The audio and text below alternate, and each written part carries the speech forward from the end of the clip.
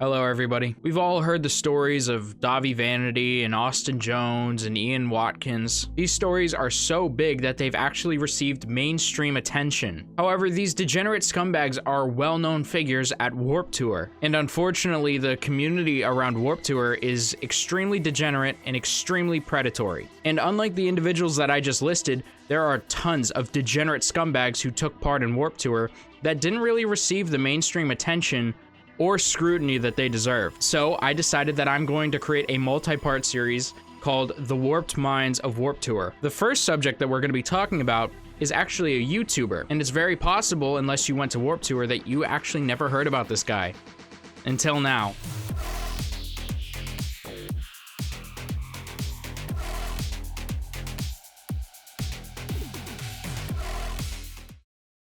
In the early days of YouTube, there was no money to be made. People who made YouTube videos did it for the pure love of creating and entertaining. Even back when I created my first YouTube account in 2011, making Slender and Minecraft Let's Plays, there wasn't much hope for making money. However, today there's a strong argument to be made that YouTube's top creators have more influence than most well-known A-list celebrities. Oftentimes, people with little social interaction or fulfilling life qualities will find refuge on the internet, whether it's finding joy in trolling the forums or passing the time consuming grade A content from their favorite streamer. However, many of the social rejects who attended Van's Warped Tour would also find refuge on YouTube, watching creators I discussed in my Brian Stars video like D-Fizzy and of course the man himself, Brian Stars. Another YouTube creator that many of the young fans of Warped Tour may have known was V1I, a British YouTuber notable for his bright cotton candy hair, getting started in early 2012 with what I can only describe as prime cut, primo content. People generally don't like me, or what I post. You gotta be fucking kidding.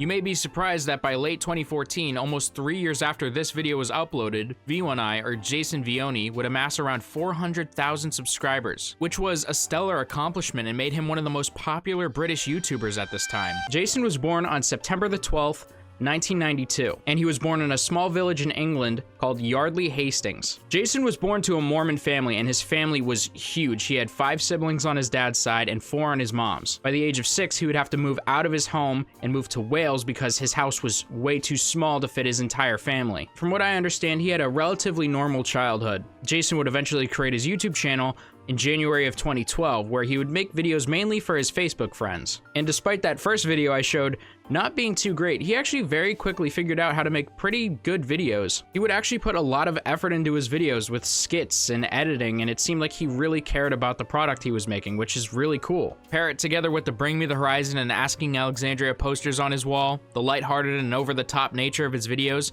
and those piercing blue eyes made him a relatively well-known figure for the average teenage girl at Warped Tour. But Jason's ties with Warped Tour go a lot deeper than just association. V1I consistently posted vlogs on his second channel of him at Warped Tour in 2014. It would be reasonable to assume that Jason was one of the Warped YouTubers, which I actually think was started in 2014. But he was never listed as one, and I even recall the Warped YouTubers being announced, and yeah, he definitely wasn't one of them. I did see somebody on Twitter say that he was the Monster Energy pit reporter for that year, and it would make sense because the pit reporter every single year would have an introduction video posted to the Vans Warped Tour YouTube channel, but there is no video for 2014, which contextually makes more sense as we get into this video. But I only got that information from one tweet, and I care about the truth, so I decided that I would reach out to somebody who had the truth. I reached out to D-Fizzy, who I mentioned earlier. Damon was not only on Warped Tour in 2014, he was also a former roommate of Jason and even considered him his best friend at the time, saying that he was helpful to him as a creator and motivated him constantly. He told me that Jason was actually brought on by an independent vendor called Stay Happy, Stay Weird, and he was there to funnel traffic over to their tent. And while he wasn't directly hired by Warped Tour themselves,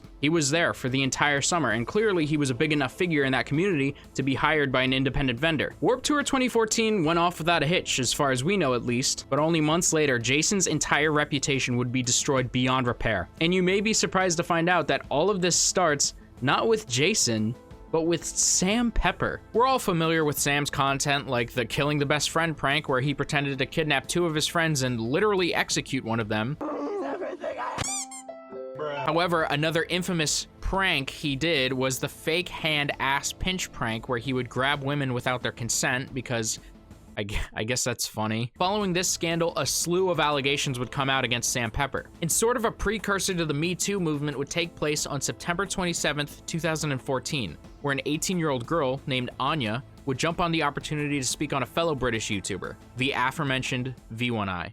Like I said, my incident did not occur with Sam Pepper. It occurred with a YouTuber whose YouTube username is V1I. His name is Jason. Very early on, when we started speaking, he asked how old I was. At the time, I was 15 and he was 20. He asked for my number and we started texting and we arranged to meet in London. Obviously, none of this was bad. This was completely, like, from what I thought, friendly and like a nice thing to happen. We ended up staying together overnight in London and he suggested buying alcohol and then did. I was fine with this initially, but then as the sort of night wore on, it became apparent that he was sort of more in control of how much I was drinking than I was. I'm pretty sure that this was what he was thinking of, because later on, after this happened, he messaged me with this message saying, "Awesome, not seen you in ages and I'm getting you drunk again for the lols." Nothing I did was non-consensual, but I feel like with the amount of alcohol that he had sort of given me, I wasn't in the right state of mind to make choices like that, and that he knew that and was making sure of it. I can see that he had a very specific end goal and he just went through the steps necessary, which involved alcohol, to get that. Looking back on this video whilst editing it, I'm not sure that it's clear what Jason's end goal was. His end goal was sex. Anya alleged that Jason had used alcohol to make it easy to get sex out of her, Anya being 15 at the time and Jason being 20. Keep in mind the age of consent in England is 16. Jason that same day would upload a now deleted video to his channel titled Tonight, where he addressed the allegations. I don't think I can show this video. I've heard online that he has a tendency to strike down re-uploads of this, so I'm just gonna read some of the transcripts for you. I was brought up in a Mormon family where we had a very strict set of rules. There was no smoking, drinking, no sex before marriage, and lots of other things. And so to respect my parents, I followed those rules. Up until about 19, when I moved out of my house and was introduced to a whole new set of people where that's what they'd been doing for years. Me and my parents, we never spoke about this kind of thing. And because of that, I didn't understand any of the rules, and I made a lot of mistakes, and that might sound ignorant and stupid. Most people make mistakes when they're growing up with sex and alcohol, and they have somebody there to tell them that it's wrong, like a parent or teachers. And this was me making mistakes and growing up, but at the wrong age. And I didn't have anybody there to tell me it was the wrong thing to do. Addressing Anya's allegations directly, Jason says, "We had the chance to spend some time together in London, and she suggested we stayed at her father's apartment, and I thought it would be fun to get some drinks because we didn't have much in common, and it was awkward, and we didn't know what to talk about. And at that moment, that was the only way I knew how to socialize. I just want to reassure everybody that this was not okay. Her age relative to mine, it just really shouldn't have happened. I don't like who I was, and for the past year, I've been trying to better myself and learn from my past mistakes. I really hated who I was back then, so I've messed up, and I just want everyone to know that's not the person I am anymore. And I want to say sorry to Anya, and anyone else that I hurt, and anybody that's affected by this. I'm sorry." There are many things about Jason's statement that are just, like, terrible. It seems like he's trying to remove as much blame from himself as possible. Like, okay, you didn't have the chance to make mistakes with sex and alcohol when you were younger. I can empathize with that, and I understand that. But why do you make these mistakes with somebody who is not only 5 years younger than you, but is legally incapable of consenting and can't even legally drink yet? It's also strange because when I was 17, 18, 19, 20, and I was experimenting with sex and alcohol, I never tried to get anyone drunk so I could have my way with them. That's like not a thing a normal person does, and I'm not even normal, and I still didn't do it. He also appeals to the fact that he didn't understand any of the rules, which is weird because he didn't break any rules, he broke the law. And I really doubt that Jason actually needed to be informed what the age of consent was, or even the ethics of having sex while drinking. I also noticed that he says he wanted to drink because they didn't have much in common and it was awkward. Like, yeah, I totally believe that, because I can imagine that when I was 20 years old, if I hung out with a 15-year-old, I wouldn't be able to find any common ground with them. Probably because most 20-year-olds are halfway through college and most 15-year-olds can't even drive yet. Honestly, his argument would have been a lot better if he was just like, "Hey guys, I'm fucking retarded, sorry." But it doesn't end there, because a day later, a 16-year-old named Jody would also come forward with her own allegations from when she was 15. This video isn't about Sam Pepper, it's about Jason, otherwise known as V1I. I saw Anya's video yesterday. Watching her talk about what happened between her and Jason has kind of made me want to share my experience with you. Now, he's never got me drunk or anything like that. We've only ever met once, and that was at a concert for like 5 minutes. We started talking on Snapchat about a year ago. I was 15 at the time, which he was perfectly aware of. He asked me multiple times. Recently we were talking, and regardless to me being sat next to my friend, he was asking me to send him naked pictures and sext him. At one point he even told me to go to the bathroom for privacy and do it there. I said something along the lines of, I can't, I'll be gone too long and she'll notice, because I didn't want to do anything like that. I just wanted to have a conversation with him. But that didn't stop him from nagging me continuously and asking me to do it. Following this, an anonymous Tumblr user would also contribute to the allegations. To summarize, they alleged quite a similar story to Anya, of Jason using alcohol as a method to get sex. The alleged victim was 16 and he was 20. They also claimed that Jason was a bit of a sex pest, asking for nude pictures and such, much like Jody had alleged. Another side note that I have, when doing research for this video, I noticed that Jason has a very interesting anecdote about his early experiences dating. It's also around this time that I started to see a lot of different girls. I would see a new girl every week, it seemed. One weekend, I went on 7 dates with different girls, all without each other knowing. I was very cheeky. Look, I don't know if that actually means anything, but I feel like that aged pretty poorly, right? Anya would also post a response to Jason's response on Tumblr. Anya says that after she came out with her story, people anonymously came to her with their own stories. She would also include screenshots of these encounters with these anonymous people, but unfortunately, the Tumblr post has been deleted and the photos weren't archived, so I don't have evidence of that. Oh boy, ladies and gentlemen, I found the screenshots. I didn't realize how far back the Wayback Machine went on this particular Tumblr post, and when I went farther back, I found one with all of the screenshots. I'm not gonna read through all of the screenshots because there are a lot, but I'm gonna brief you on what some of these girls said. One girl said that he was pushy and manipulative. One girl said that they exchanged not safe for work pictures when she was 15, and that Jason lied about his age and said that he was 18. And he lied to her, by the way, because she told him that she didn't want to do anything with anyone older than 18. Another girl, whose age is unclear, claimed to be a former friend of Jason. She said that after a long road trip with her and their mutual friends, they went back to Jason's house and she passed out for a little bit, and when she woke up, Jason had his hands all over her and was kissing her neck. Jason allegedly put his hands in places where they do not belong, and he only stopped because she started crying. Down the line, apparently Jason would hold this against her and guilt her into sex, and their friendship ended after that because he had no use for her. I was also able to find way more Tumblr posts, both archived and unarchived, that I didn't even know about. I stumbled upon these on accident. These are all available in the Wayback Machine, and you can actually find some of these in some very public articles. I'm not gonna waste your time telling very similar stories over and over because I think you get the idea. I just wanted to make it clear that there are tons of stories. Okay, back to the video. I gotta finish editing this shit.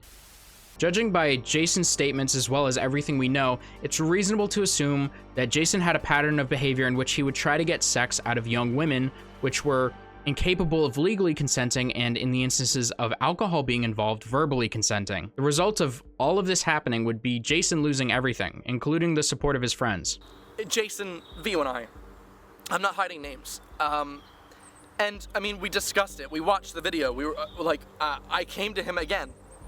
I said, what else do I not know about you? When I was speaking with Damon, he told me that Jason was living with some friends who were also YouTubers when all of the allegations came out. Apparently, they told him he had to apologize or they'd kick him out. They even wrote his apology for him, but after all of it happened, they decided to kick him out anyways. Afterwards, Jason would fade into obscurity. He would only post a handful of videos before leaving the internet for a very long time in 2015. Jason would return to the internet in 2017, featuring a new look. He had since taken to a life of travel and psychedelics. Fast forward to present day, and Jason uploads sparsely on his 2 channels. He's since cut down on his drug use, but he's retained his video and clothing style. On May 31st of 2020, Jason would upload a video called Let's Talk About My Past. The hate wagon that was happening, they went after all my streams of income. YouTube banned me from Google AdSense for 6 months. I lost my manager, I lost my network, I lost all my brand deals, some of my sponsored videos got ripped down, I lost my Patreon, I lost 2 online stores. I guess this is my punishment. People want to see me suffer, and it brings them joy to hurt other people. In my opinion, all Jason did in this video was continue to victimize himself and continue to not address the allegations directly. The closest he got to actually speaking about the allegations were talking about how people went after his sponsors and his Patreon and how people just love to see him suffer. Like, Jason, I totally agree that there are a shitload of volatile people on the internet who want to ruin people's lives for no good reason. But you are not a victim of that, and stop pretending you are one, because all you've done is create victims. Allegedly. Do I even need to say allegedly? I feel like he admitted it, right? I'll say allegedly anyway. I think a comment under this video sums up Jason's view pretty well. Love your channel's message, and your content is some of my favorite, but it does disappoint me to hear you only reflect on how the 2014 drama impacted you. I have empathy for where you were at and the consequences you faced as a result of your mistakes, but it would be nice to hear you express some kind of remorse or compassion for the things done. No hate, wish you the best, man, just sounded a little bit poor me. Jason would respond by saying, "There's a lot I cut out of the final edit. You have to remember that only her side got out. I couldn't contest it. Everything I tried to say back then was twisted, which silenced me." Well, Jason, set the record straight. You control the narrative, Jason, and when you say nothing, nothing changes. I've proven on my channel to be quite empathetic to people that are not popular in the scene, and I'm even empathetic to you, Jason. But what you said in that comment is a crock of shit, and you know it. It's unclear if any foul play happened during his stint with Warped Tour. However, there's no doubt that many of those girls could have fallen into a trap if they were in the wrong place at the wrong time. It seems like despite his content never being my cup of tea personally, before or after the allegations, it's clear he cared about the content he made, whether it was doing skits or throwing together little montages. Maybe they weren't much, but that's exactly why they're cool. They didn't need to be there. He put them there because he wanted to. They were a labor of love. And that's what makes it unfortunate, because most YouTubers would rather do the bare minimum when making their content. And it seems like the days of making content for fun are gone. And worst of all, Jason's legacy will forever be defined by his mistakes. And Jason is an example of how the carefree and positive people you see creating content on YouTube are potentially the ones with the most to hide. There are many more degenerates to go over, and I will get through every single one that I can. If you have any suggestions for people I should cover, leave them in the comments and I'll definitely look into them. Don't give me like Davi Vanity or Austin Jones or like the ones that everyone knows about. I want to talk about the lesser known people. Also, please subscribe to me. I made like $5 last week, so it'd be cool if I, got some money. Also, check out my other shit because that gives me even more money. See ya.